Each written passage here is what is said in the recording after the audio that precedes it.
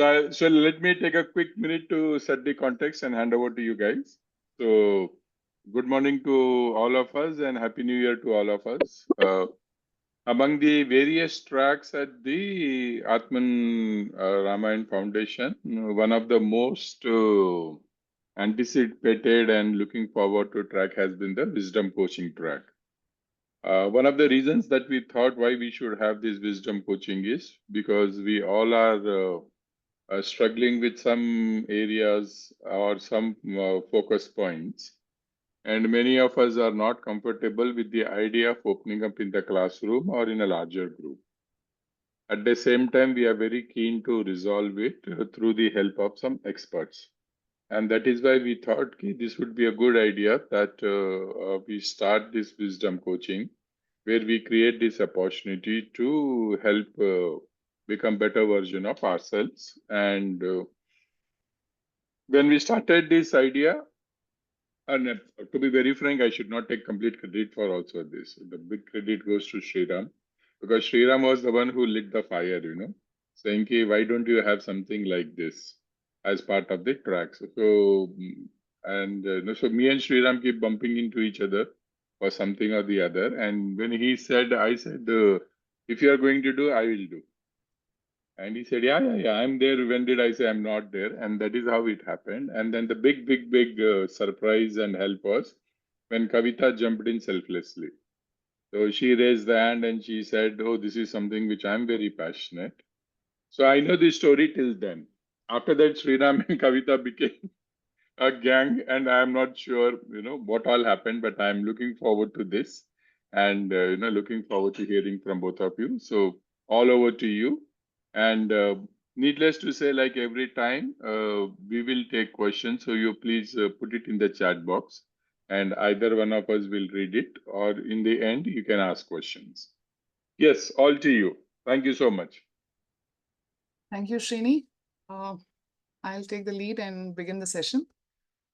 Good morning to everyone and welcome, and thank you for honoring us with your presence here today. The session Wisdom Coaching is different than, you would have already guessed it with how Srini explained it. It's different than what has been happening in the Sunday fire chats so far. So far, the sessions have been knowledge-based. There has been information sharing. But this session is going to be about you, for you, and it is about introspection. It is about realizations, insights that will help us further. Having said that, I would just want to check with y'all, what are your thoughts, or what have y'all been thinking about when you would have read that invite, Wisdom Coaching? Anyone? I would like to switch off the camera because my network's fluctuating. Sure. Yeah. Anyone would like to go ahead? Coaching using Ramayana. Yes, Naveen, thank you so much. And what does coaching mean to you, Naveen, if I can just dwell further? Yeah, so I have myself gone through some trainings on coaching, some workshops in the past. Wonderful. So, yeah, Miss Coaching is, let's say, act as a catalyst, facilitate others in achieving their goals. That's the definition, technical definition, let's say. Exactly. Thanks so much for that wonderful start, Naveen, because that's exactly what we're going to be doing. Me and Shiram are going to be catalysts for y'all in this journey, living the Rama way, living life the Rama way. And before we exactly get into what is wisdom coaching, how it is happen, how does it happen, and what is there for all of you in this, I'll quickly introduce myself and then I'll invite Shiram also to introduce himself. So my full name is Kavita Deepak Alva, and I'm based out of Mumbai. I'm a strengths coach, and I also do executive and wellness coaching. I come approximately with around 24 plus years of experience in people development engagement activities. And prior to which I have been into sales and operations for over 7 years. So that's about me. Shiram? Yeah, all right. So my name is Shiram. I've been in HR mostly. So I left a couple of years ago to start my own setup called Our Happiness Matters. I've written a book, Happiness Habits. So I'm focused on the subject of happiness and happiness at work. So I'll work with corporates I work with, companies that are interested in training around, productivity, well-being, behaviors, even with teams and things like that. So happy to be here, and I'll talk more about, after Kavita finishes her. Yes. Yeah. So we'll also get a demonstration of how he spreads this happiness to us today itself. Okay, so going ahead, what is wisdom coaching? What is there in this? So like Srini mentioned, we all understand what's the Rama way of living life, and largely we practice it as our way of life as well also. Sacrifice, duty, managing our pride. However, there are times when we face certain dilemmas or certain challenges where, while we understand what's the right thing to do, but we really struggle to do the right thing and we want to do something else. We want to do otherwise. Or we will do the right thing, but then we are not happy about it and something is bothering us in spite of having done that. And at such times, our peace is disturbed. We feel really cluttered in our head and we are unclear about, why is this happening to us, or what is it that should I practice this or should I not practice this? Now, in such a time, if there is someone who is able to clear this confusion for us, identify what is that roadblock, or why is it, or why are you thinking the way you're thinking? If someone can handhold us, help us introspect, and that too non-judgmentally, then it will build a lot of clarity for us. It'll help us connect with ourselves. It will impact the communications, the decisions that we take, and of course, help us to deal with authenticity. And this is where wisdom coaching and its coaches come into place. Like Naveen mentioned, we coaches are just going to be a catalyst. And what are we going to do as a catalyst? Hear your challenge.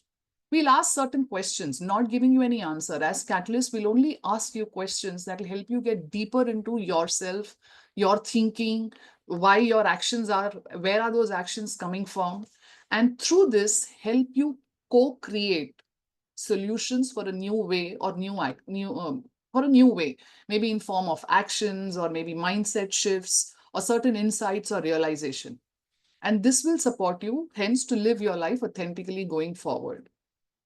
While Ātman Rāmāyaṇa gives us the principles and the values of highest orders of who we want to become, wisdom coaching will help us bridge the gap between who we are and what we want to become. So that's from me. Shortly, we will get into a demo. Shiram and me will do a demonstration of how this will actually look like, and then we'll explain to you how the logistics or how this operationally will get executed. I'll invite Shiram to add his points on what he has to say about wisdom coaching. Okay, all right. Thanks. Thank you, Kavita. Okay, so one of the things that I've always been thinking of since, we attended Ātman was that, the principles are good. What does Ātman teach you? Largely, it gives you a frame of saying, who should you be? Okay, and then from there, it allows you to reflect on who am I today and who do I want to become? So Ātman is the backbone in a way. It is it gives you the guiding principles that you should adopt to ideally become a better human. And that is one of the core purposes of life. The reason that Ramayana still is, kind of revered and still, looked upon is because it gives you a framework which is still relevant in your current life, because it is based on core values. It's based on core principles which will guide you to help you become a better human, because becoming a better human is the purpose of the soul. One of the core purposes of the soul is to evolve and grow, and this is a frame which gives you that. Now, when we attend any of these programs, we resonate with some of them. We kind of appreciate the input. We look at, okay, some things that we'd like to do. And there is some, kind of traction at that point to be able to start doing stuff. But then you come back to reality, and then weeks pass, months pass. And many times we remember what happened in the training session, and perhaps we've done one or two things and they may have just faded out. And then it becomes an issue, because the fact is that unless we implement. There is no way that you're going to become a better human by knowing. Knowing is different from doing. So knowing, doing, becoming, that is your journey. So first you know, with that you get inspiration, but then you have to do. As you do, you become. The becoming is where the transformation has happened, and that is when true evolution has taken place. Now this is a journey, and it's a difficult journey because it is meant to be difficult. That's the game of life. The game of life is not meant to be that easy for us to crack in a day and just know and do stuff, right? So that is the point where many people, including me, have I've been on this journey for many years now, and I know the thing that there is life, there is what is important now, there are other responsibilities. So we keep falling, but we need to pick ourselves back. And sometimes we only decide to pick ourselves back when trouble comes. But you can either change through insight or you can change through pain. Most of us change through pain because pain is provided by karma. The existence of karma is to provide us with pain so that we don't have a choice but to change. Now, that is obviously by its nature a difficult transition. But if the smarter people will change with insight, knowing that, oh, this is something that I need to do, and actually do those things upfront. And if you do it, what you in fact do is you are able to, in a way, kind of manage that, the need of that karma better. Because if that you've already done what is supposed to be taught, then your journey becomes easier and smoother. And that is a reason for us to do some of these things, because we are in fact making our life easier. So how do we do this? If we just let it go and say depend on our willpower to be able to do it, it is going to be difficult. And that's the reason that I spoke to Srini and said, see, we need something which will keep prodding people. The sessions, all of them, the idea is that it keeps bringing you back to that reflection that you did, to that change that you're looking for. And through when you are in that environment where constantly there is something that is trying to upgrade you, your ability to actually act on the things that you need to do might become much better. So that's the purpose of what we wanted to do over here. And the way we want to do it is two things. One is the session itself. In this session, there are going to be 3 portions, where the first portion is going to be like a revision. We will pick up some kind of a topic and then have anybody from the audience or one of us initially to just reflect on our perception of that, our challenges with that. It could be forgiveness, it could be things that have been covered in the topic itself, so that it serves the purpose of reflection, but from the perspective of practice. Okay, because then it brings it not from a theoretical angle, but saying that what is my kind of thing on it, because then it stays real, because not all of us are kind of experts in the Ramayana itself. But then the idea is that subject, we all have experiences. So we want to reflect on those experiences. Through that reflection, perhaps give you some ideas of what you could go back and take and do. So that is the first part. Second part is, in all these sessions, I also want to be able to kind of leave you with some practice or story or something which again will help you to actually take back and be able to do something on this topic. And the third, of course, is the what we are calling as the demo or the coaching itself. In now we will do a demo, but in other calls we will try and do short coaching sessions where if you have something that you're struggling with, we want to open it up, see what it has, and actually be able to offer you some takeaway where you can go back and do something with that problem. And in addition, between I think me and Kavita, we're also saying that if you have a slightly bigger problem which cannot be discussed in the call, we're offering 2 complimentary sessions per participant. First come, first serve. Maybe we'll be able to do 2 people per month, where we will kind of actually coach you on that problem individually, where you can just reach out to us and we will do it complimentary. Okay, so that's the whole gamut of how we plan to kind of run this. And today's session, before we go into the demo, Kavita, I didn't speak to you, but I just thought it would be a good addition for us to kind of do this. So I want to introduce this practice called a minute to arrive, so that there is some key takeaway that people will have from every session that we are doing. Okay, so if you're with me, I want you to do this practice. It's just as the name says, it's just 1 minute for us to be able to do it. Okay, so just work with me on this. So if you're comfortable, close your eyes. Slowly just bring your attention to your mind. Just see what's happening, what's going on. Oh, this is Ugadi, so many things to do. Just park all those thoughts, everything that's going on in your head. Just give yourself permission to be here. Just bring your presence. Slowly bring your attention to your breath. See how you're breathing. Now, slowly, as you breathe in, just take nice, easy, deep breaths. And as you breathe in, expand your belly. Breathe in and expand your belly. Breathe out and contract your belly. Nice, full, deep breaths. Breathe in, expand your belly. Breathe out, contract your belly. Breathe in, expand your belly. Breathe out fully, contract your belly. Few more rounds. Yes, deep breaths, easy deep breaths. Breathe in and breathe out. Couple of more times. Breathe in and breathe out. For this last time, take a nice deep breath. And when you breathe out with a sigh.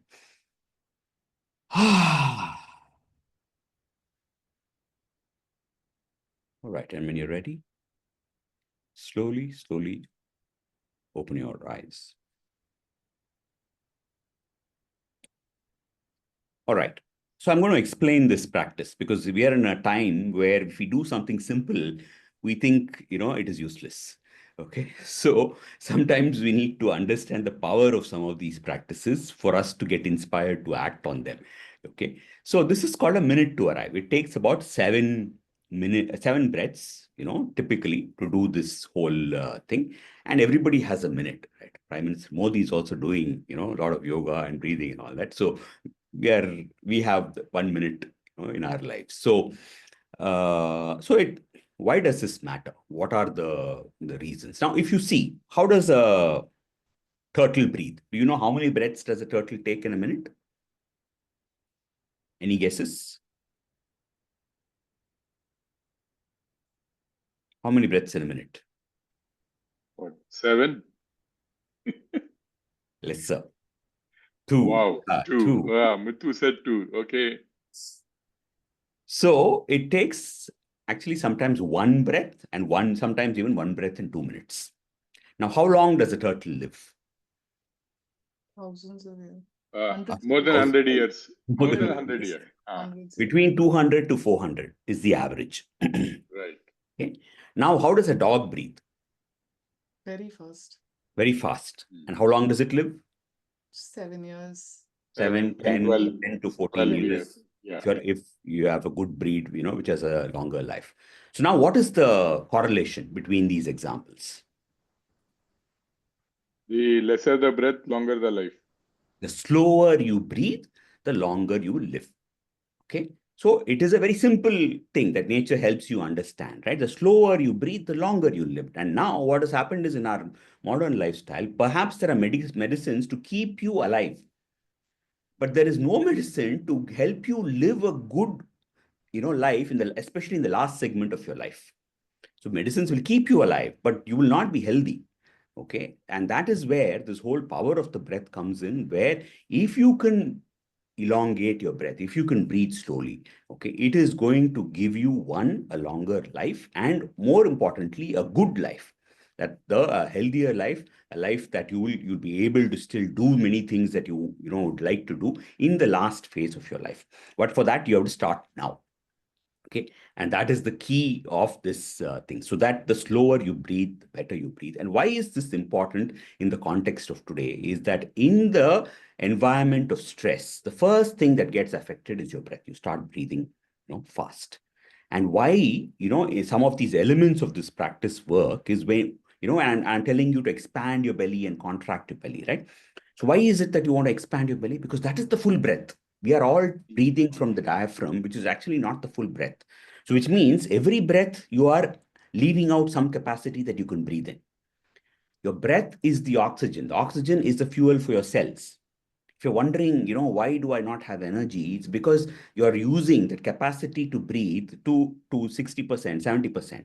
But when you use it fully, then the body also pushes out the oxygen to all the cells, because that's the primary source of energy, which the body kind of thing. Why do you have to breathe out and contract your belly? Because again, when we are normally breathing, we are retaining our breath. We are not breathing out fully. So when you retain your breath, what happens? So you have some capacity in which first you are breathing less. On that, you're retaining something. If you retain, what happens? There is carbon dioxide that is useless for you. So the capacity so on top of breathing shallow, you already retain some breath. What happens?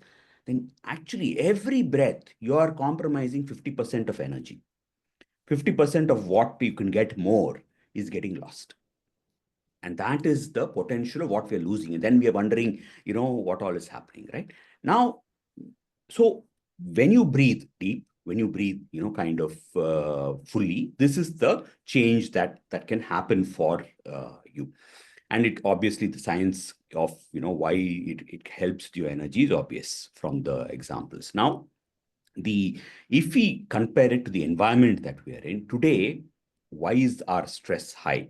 Often when we think of stress, it's a very elevated stress of, that we are implying. The stress today is very high because just imagine the information that is coming at you. The information that's coming at you per day, they say, is about 36 GB. 36 GB of information is coming at you every single day. Now, let's compare and contrast this to what's happened in our evolution. Okay. In our life, in our, existence as humanity, in the entire life of a human being, that is the quantum of information they process in their entire life. How many years ago? Just 200 years ago. So if you've been alive 200 years ago, in your entire life, the amount of information exposure that you would have had is what you're getting exposed to in a single day. Our brains have not evolved that quickly. Okay, it's taken millions of years to evolve. So we are still, the same brain that was there 200 years ago is there today. But the exposure that it's having is so phenomenally more. So by existing today, we are under stress. By existing today, we are under stress, and that is where the problem is. And what we call as stress is hyper stress. That is really, out of the park kind of a stress that we're talking of. So these are things which are important for us to manage ourselves. If we don't take the initiative to do this, you will have a difficult last phase of your life, which is why you have to do it. Now, how do you do it? You have to attach this to 5 portions, 5 times, 5 instances in your day. Why does this matter? So what are those 5 instances? When you wake up, when you brush your teeth, before you eat breakfast, before you eat lunch, okay, after your shower, just before you start work, just after you finish work, just before you come to the house, just before you go to sleep. These are all things that we do every day. You take 5 of those things that you do every day and attach this 1 minute to all of them. And you can even do this when you're walking to a meeting, when you're shifting from one meeting to the other, when you're moving from, your work to something else. Just do it for 5 times. Now, why is this 5 times? Of course, you will get immediate benefit because in that time when you do it, your, whole system shifts. But this is not, the 5 times is just not for that immediate shift. When I asked you to do that last sigh, did you catch yourself doing it sometimes? So did you tell your body to do it? How did it do? It did it on its own, right? So it is didn't that you didn't teach it, but the body learns. The system learns. When you start breathing like this and it learns the benefit of it, what it helps you do, it helps you do it more often. And that is the real key, that it is not these 5 minutes. 5 minutes will give the benefit. The 5 minutes is training for our system to do this more often. That is how it changes your lifespan. That is how it improves your life. It is just not the 5 minutes. It is that when you do this enough times and train your system picks it up. It learns from it and says, this is useful for me. I will do this whenever I can. But of course, if you elevate your stress, then the system goes out of whack. But when you're not stressed, the system still has the ability to be able to do it. And this is the power of this practice. So, okay.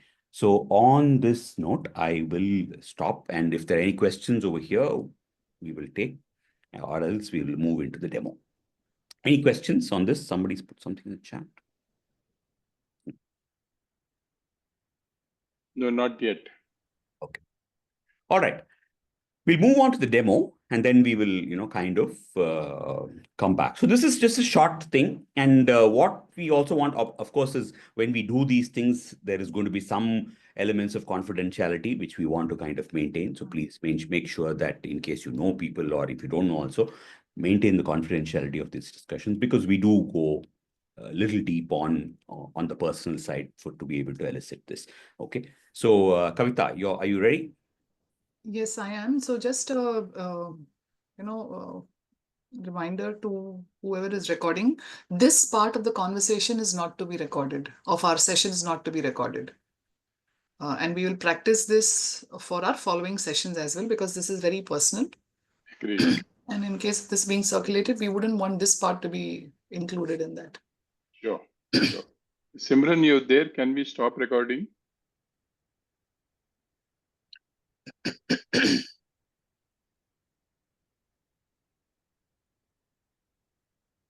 Pause the recording and then we can start again.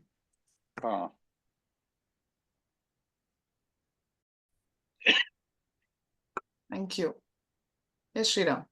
Yeah. So this is just a short demo. Obviously, in the interest of time, we kind of keep it a little bit thing. We can't, otherwise, sometimes we will explore some of these a little bit deeper for people to get that realization of, where is my thing? Is it the expectation? Is it the assumption? Is it the action? So there are, points that we can explore a little more deeper. I'll allow Kavita to talk. Go ahead, Kavita. Yeah, so today we just took approximately around 15 minutes, 12 to 15 minutes to do this.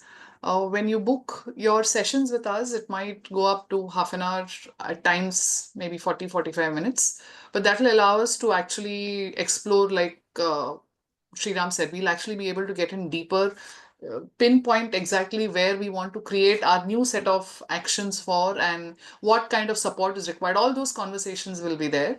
But that is the actual session that happens. And when we are doing wisdom coaching online on a Sunday, again, there it will happen like a 15-20 minute thing because of the paucity of time. But the actual sessions which you book with us will be longer sessions, the complimentary sessions. So I think now we can, we'll open it out to the audience for reflections, any questions. questions. Any reflections are also fine. I mean, we are not saying that only we will answer questions. Anybody can answer, anybody can ask. It's an open forum. No, I think for me, the biggest insight which I wrote here was that I think I was good at the first part in terms of not having expectations or whatever that. So what Kavita is going through, I went through a few years back, and being in the same consulting business we are in. So it is so. One of my coaches taught me that. He said, Srini, consulting business is like being a dentist, right?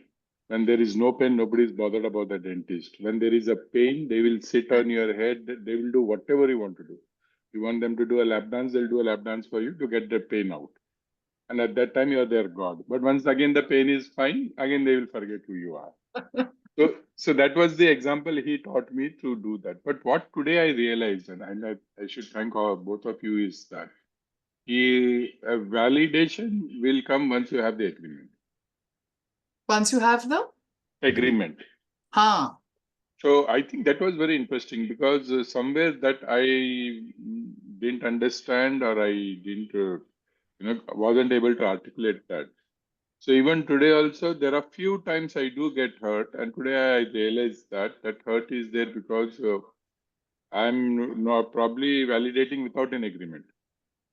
So if I have an agreement with Kavita, say for example, that at least once in a month we should catch up and gossip, and she says yes, and after that she's missing those things, then I can have the hurt is valid.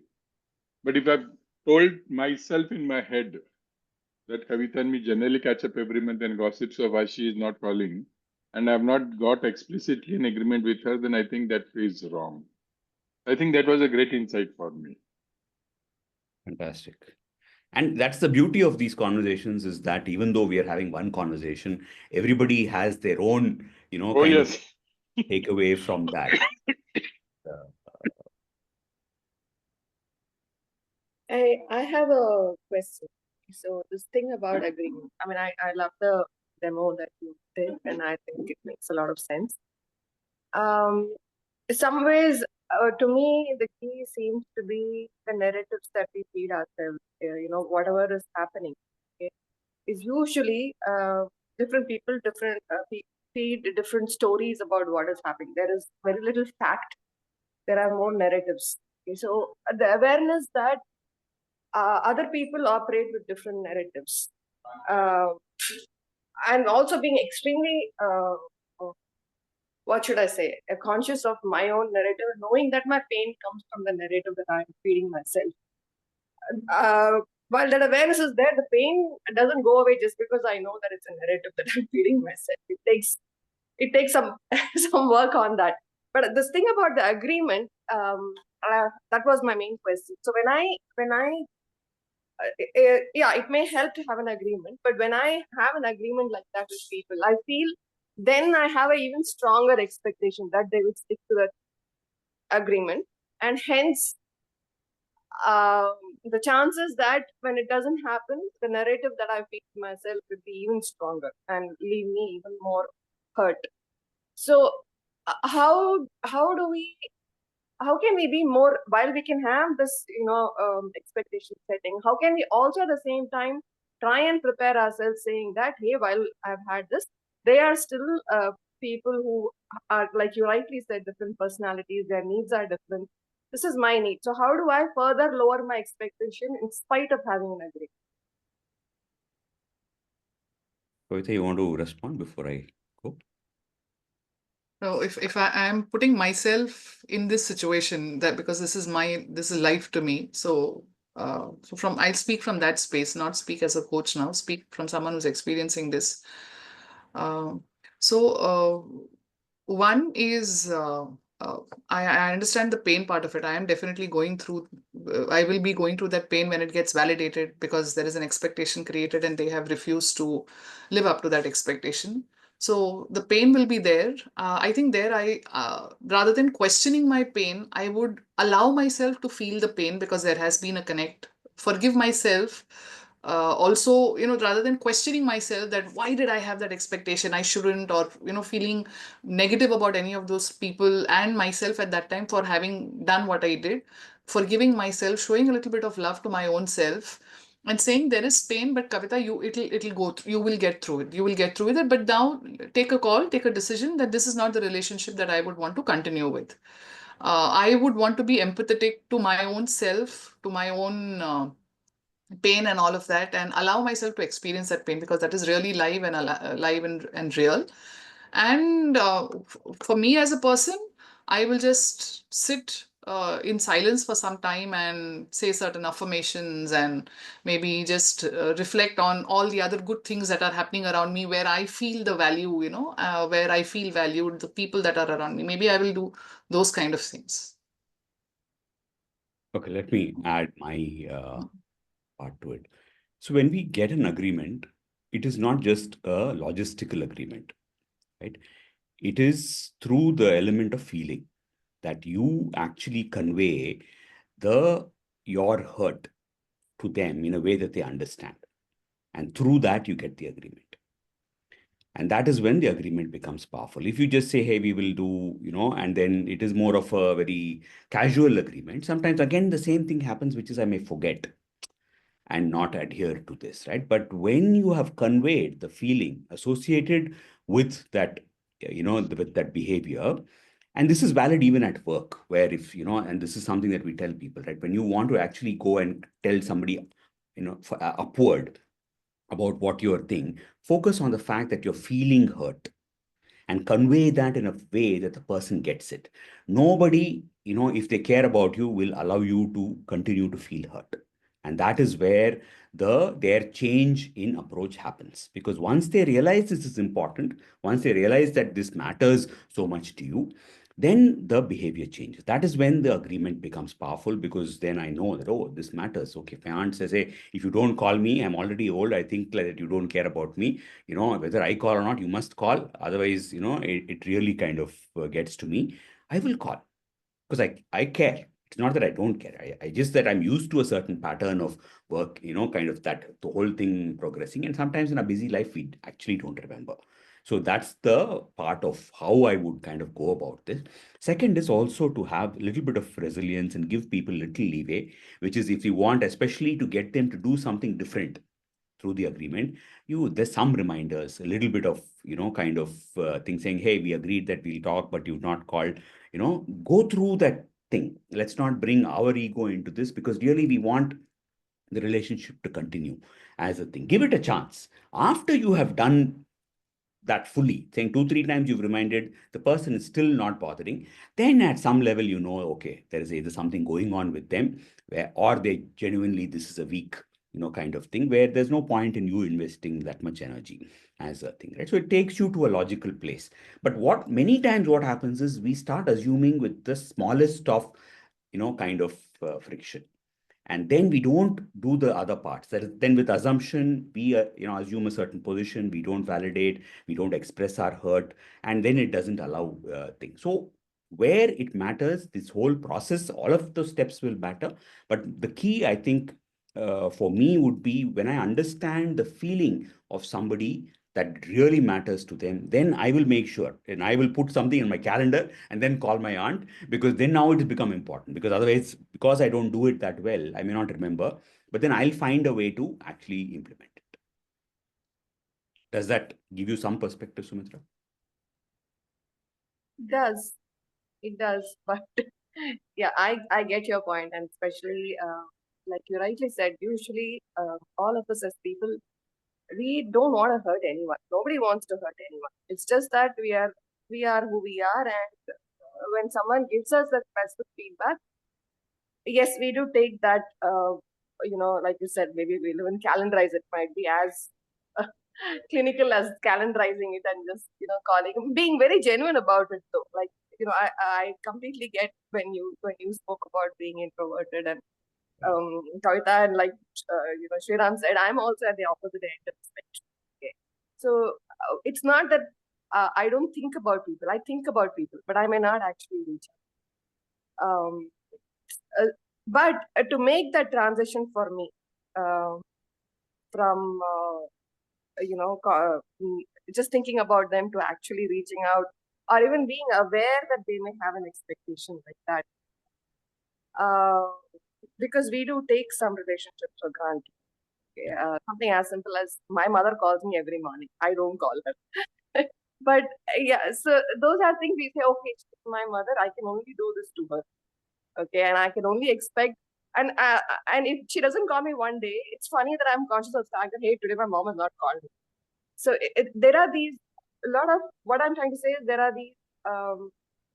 are these connections with people that are there whether or not you talk to them. But sometimes we need something that's more concrete.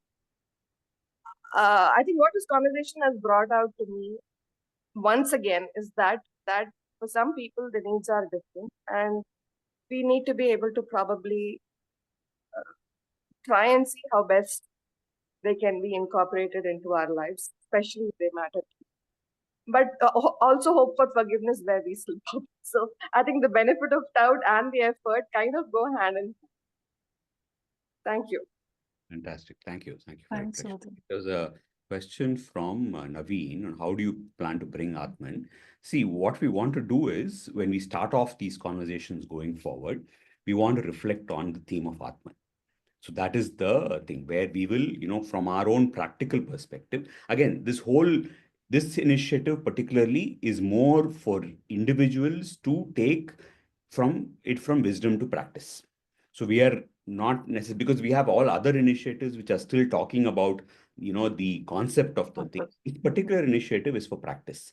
which is why, but we will reflect every call. We want to spend 15 minutes through the participants themselves, bring in some reflection on the things, on the concepts. We will identify a theme, and in our promotions, we will already put, if it's forgiveness, if it's greed, we will put those, kind of topics up front. So that is how we are going to bring in the aspect of Ātman into thing. But the demo of conversations will be very personal. It will be based on what that person needs. So there we don't want to really kind of stick to theory, but to say, okay, this is all what you need. We will focus on that. Yeah, just to extend, my point is also about generally the conversation.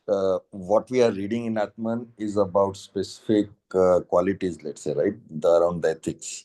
Yeah. And when it comes to coaching, as you rightly said, the conversation is very different. So that's where I'm seeing a gap between the two topics, and how do you want to bridge that gap?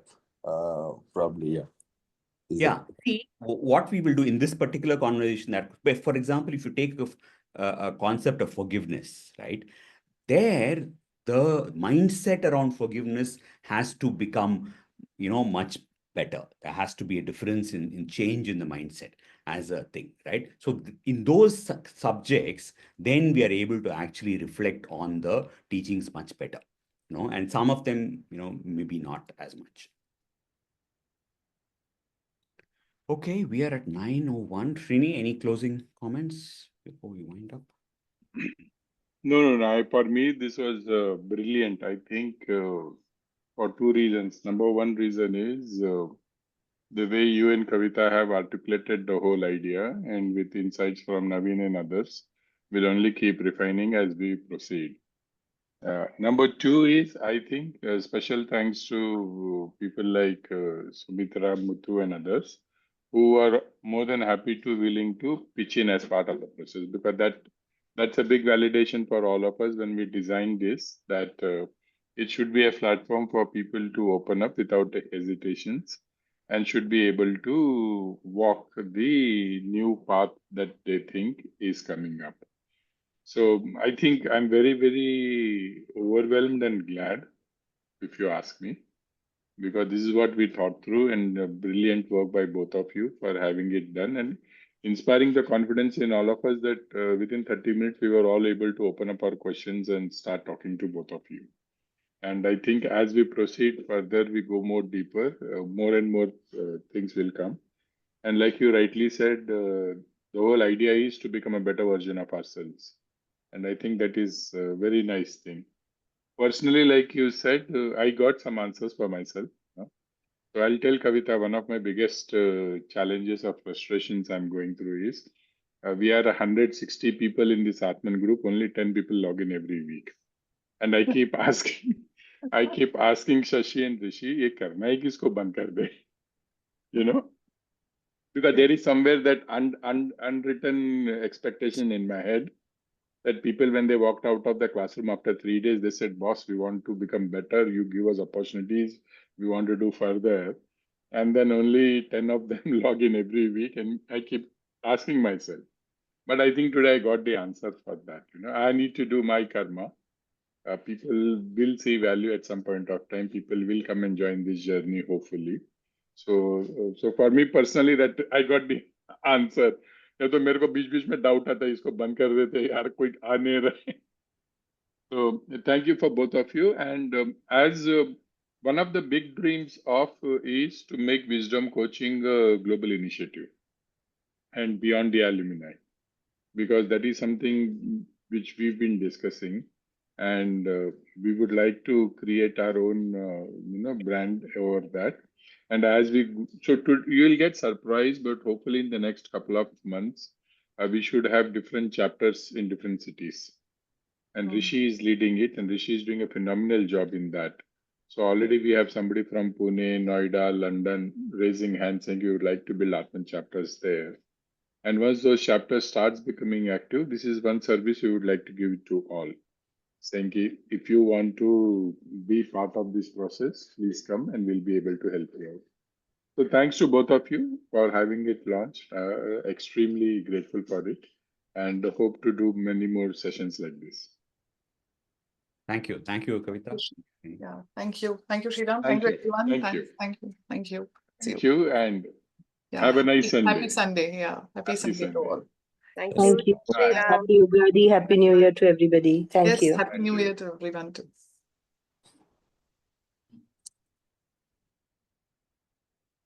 Okay, thank you.